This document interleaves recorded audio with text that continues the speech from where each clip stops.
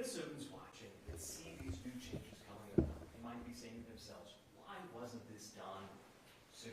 What do you say to that? Much of it was done sooner. You have the outline. It started back in 2020 when some of the first things were happening, and it continues on. I think, again, like everything, after the fact, why didn't we do things this way? Certainly. If we knew now what we knew then. Again, thinking about this, I think some of you are probably asking the questions. There was no toolkit before. There was no toolkit. There was no toolkit amongst any administration. And I think watching what COVID did, we'll certainly get there. I'll take responsibility for it. But I think what the president did and what those are trying to say is that the hard work that's already being done, the amount that has been stopped, that's simply not true. And I think what the president did was elevate it. I do believe, and I will fully own this, we should have been keeping Minnesotans more up to speed on what was happening. We should have been, I think, on a better cadence as you see things that were happening in 2022, as the tools that were given to the administration would get there. So again, after the fact, there was a lot of folks talk about this.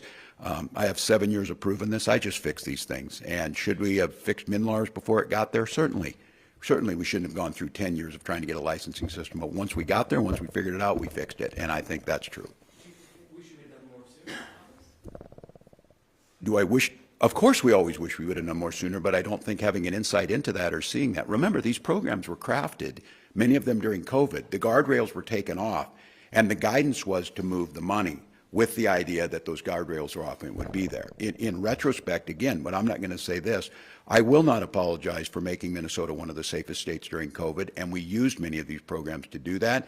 The criminals abused this. I think the focus, again, and one thing I'm incredibly proud of, there's not state employees involved in this. Were there state employees that should have known more? Yes, and they're no longer working in the state. But it wasn't out of malice and it wasn't out of criminal.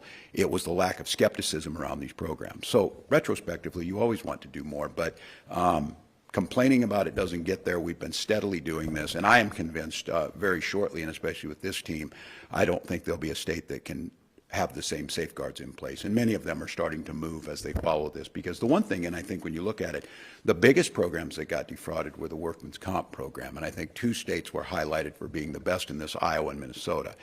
That's a big concern for me.